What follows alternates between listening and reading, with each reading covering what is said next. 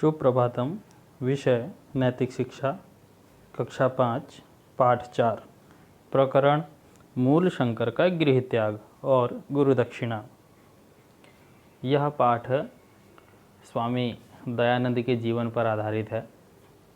स्वामी दयानंद जी का जीवन आज हम इस पाठ के माध्यम से जानेंगे। ये वही दयानंद जी हैं जिनके नाम से हमारा DAV अर्थात दयानंद एंग्लो वैदिक संस्थान हमारा स्कूल है। तो इसीलिए आइए इनके बारे में जानते हैं। आज पढ़ेंगे कि इनका जीवन किस प्रकार त्यागपूर्ण रहा और कैसे इन्होंने अपने जीवन में आने वाले संघर्षों का सामना किया। मूल शंकर का गृह त्याग और गुरु दक्षिणा। शिवरात्रि के जागरण काल में शिव पिंडी पर चूहे का उत्पात देखकर बालक मूल शंकर के हृदय में सच्चे शिव का स्वरूप जानने की भावना पैदा हुई थी। एक बार शिवरात्रि वाले दिन इनके पिताजी जब शिव जी की पूजा कर रहे थे, उसी दिन पूजा करते करते शिव की मूर्ति पर, शिवलिंग पर चूहे को चढ़ता हुआ देख करके और फल को खाते हुए देख करके, यह घटना उसी समय की है, और उनके मन में यह भावना पैदा हो गई कि इसका समाधान पाने के लिए उन्होंने अपना मन पढ़ाई में लगा लिया। क्या जानने के लिए कि सच्चा शिव कौन है, जो अपनी रक्षा स्वयं कर सकता है, दूसरों की कर सकता है। वह शिव कौन है, यह जानने के लिए वह आतुर हो गए। आगे है, किंतु बहन और चाचा की मृत्यु ने मृत्यु की समस्या भी सामने उपस्थित कर दी। पहला प्रश्न तो उनके मन में यह था कि शिव कौन है, सच्चा शिव कौन है, लेकिन कुछ दिन बाद ही उनकी बहन और चाचा जी की भी मृत्यु हो गई। तो दूसरा प्रश्न भी उनके मन में आ गया कि अब ये मृत्यु क्या है। तो दो प्रश्न उनके मन में आ गए। पहला प्रश्न है शिव कौन है, और दूसरा प्रश्न आ गया कि मृत्यु क्या है। अब तो मूल शंकर का मन संसार से विरक्त हो गया। वह घर छोड़ने का मन बनाने लगे। इस पर पिता ने उन्हें बलपूर्वक विवाह के बंधन में बांधना चाहा। परिणाम स्वरूप मृत्यु पर विजय पाने की प्रबल इच्छा लेकर मूल शंकर घर त्याग दिया। अर्थात इन दोनों प्रश्न को जानने के लिए मूल शंकर ने अपना घर त्याग दिया। घर छोड़ करके वह घर से निकल गए। इस समय मूल शंकर की आयु 22 वर्ष की थी। इन्होंने अपना नाम शुद्ध चैतन्य रख लिया और गुरु की खोज में निकल पड़े। अपने रेशमी वस्त्र तथा आभूषण उन्होंने साधुओं को दे दिए। ज्ञानी साधु की खोज में वे सिद्धपुर के मेले में गए हुए थे। एक दिन एक परिचित व्यक्ति ने इन्हें पहचान कर उनके पिता के पास सूचना भेज दी। पिता ने इन्हें साधु के वेश में देखकर बहुत क्रोधित हुए। उन्होंने उनके गिरवे वस्त्र फाड़ डाले, कमंडल तोड़ दिया और उन्हें सिपाहियों के पहरे में रख दिया। रात के 3 बजे जब सिपाही सोए हुए थे तो वह दौड़कर कुछ मील निकल गए और दिन चढ़ जाने पर एक मंदिर के पास घने वृक्ष पर छिपकर बैठ गए। वहाँ से सिपाहियों के निराश हो वापस चले जाने पर शुद्ध चैतन्य ने अपनी पैदल यात्रा आरंभ कर दी और फिर परिवार वालों से कभी नहीं मिले।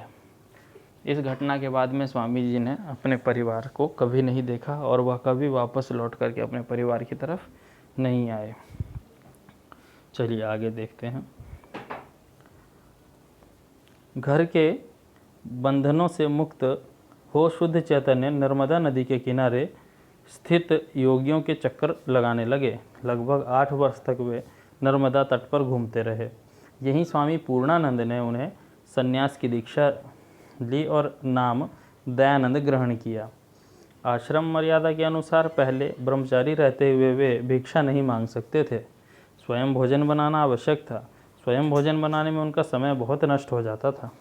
अध्ययन और ध्यान में बाधा बढ़ती थी। लेकिन सन्यासी हो जाने पर वे पश्चात पके हुए अन्न की भिक्षा के अधिकारी हो गए तथा संबंधियों द्वारा पहचाने जाने का भी भय दूर हो गया।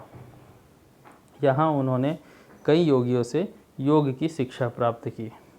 तो इस पैराग्राफ में इनका नाम शुद्ध चैतन्य से बदल करके स्वामी दयानंद पड़ गया और इससे उनको यह लाभ हुआ कि वह स्वयं खाना न बना करके अब भिक्षाटन करने लगे, भिक्षा लेकर के खाना खाने लगे, जिससे उनको पढ़ने के लिए समय मिल गया। चलिए आगे देखते हैं। नर्मदा तट से वे आबू गए और फिर संवत 1912 हरिद्वार के कुंभ मेले में पहुँचे। फिर ऋषिकेश, टिहरी, केदारनाथ, गुप्तकाशी, गौरी कुंड, भीम गुफा, त्रियुगी नारायण आदि स्थानों पर घूमे। औखी मठ के महंत ने उन्हें मठ का अधिकारी बनाना चाहा। दयानंद जी ने कहा, इस मठ की जितनी संपत्ति है, मेरे पिता की संपत्ति उससे किसी अंश में कम नहीं थी। अब मैं उसे लात मारकर आया हूँ, तो इस मठ की संपत्ति मुझे क्या लोभ हो सकता है। अर्थात उनको लोभ देने का प्रयत्न किया गया, परंतु वह इस लालच में नहीं आए और अपने धार्मिक कार्य को आगे बढ़ाते चले गए। चलिए आगे देखते हैं। घर से वे जोशी मठ और बद्री नारायण गए, फिर अलकनंदा के उद्गम स्थान पर पहुँचे। यहाँ बर्फ़ के टुकड़ों से उनका शरीर क्षत विक्षत हो गया, पर वे डामाडोल नहीं हुए। यहाँ से रामपुर, चिल्किया घाटी, काशीपुर, द्रोण सागर आदि स्थानों पर कई योगियों से मिलते हुए मुरादाबाद जा पहुँचे। मुरादाबाद से संभल होते हुए वे गढ़मुक्तेश्वर पहुँचे। यहाँ उन्होंने गंगा में बहते हुए एक शव का छेदन किया और हठ योग प्रदीपिका में अंकित नाड़ी चक्र से शव की नाड़ियों का मेल न देखकर हठ योग प्रदीपिका तथा इस प्रकार की कई अन्य पुस्तकों को शव के साथ ही बहा दिया। इसके पश्चात दयानंद कानपुर, इलाहाबाद, मिर्ज़ापुर होते हुए काशी पहुँचे और वहाँ 1 मास रहे। यहाँ से वे नर्मदा के स्रोत की ओर चले। नर्मदा की कंटीली झाड़ियों वाले बीहड़ वनों में रीछ आदि हिंसक पशुओं का सामना करते हुए वह 3 वर्ष कहाँ और किस रूप में रहे, यह अज्ञात है। इसी समय सन 1914 में अर्थात 1857 का स्वतंत्रता संग्राम हुआ। वह नई खोज से कुछ विद्वानों ने सिद्ध किया है कि यह 3 वर्ष स्वामी जी ने इस स्वतंत्रता युद्ध में सक्रिय भाग लेकर व्यतीत किया। इस लंबे भ्रमण काल में स्वामी दयानंद देश की धार्मिक, सामाजिक, राजनीतिक, आर्थिक स्थिति से भली भांति परिचित हो चुके थे। उन्होंने निश्चय किया कि बिना गंभीर ज्ञान पाए देश में किसी प्रकार के सुधार और परिवर्तन के लिए आंदोलन नहीं चलाया जा सकता। फलतः वे मथुरा में दंडी स्वामी विरजानंद की सेवा में पहुँचे और वहाँ लगभग 3 वर्ष तक गहन अध्ययन किया। इस समय उनकी आयु लगभग 30 वर्ष की थी। जब उन्होंने दंडी स्वामी जी की कुटिया का द्वार खटखटाया तो द्वार को बिना खोले ही दंडी जी ने प्रश्न किया था, कौन है? मैं कौन हूँ यही जानने के लिए तो आपकी शरण में आया हूँ। दयानंद जी ने के इस उत्तर को गुरु समझ गए कि यह सच्चा शिष्य है। निसंदेह गुरु ने उनको अपना अभिष्ट ज्ञान करा दिया। शिक्षा के पूर्ण हो जाने पर जब दयानंद गुरु की प्रिय वस्तु 1 सेर लौंग लेकर गुरु दक्षिणा के लिए उनके सामने पहुँचे, तो गुरु ने इस दक्षिणा से संतुष्ट न होकर के उनका सारा जीवन ही गुरु दक्षिणा में मांग लिया।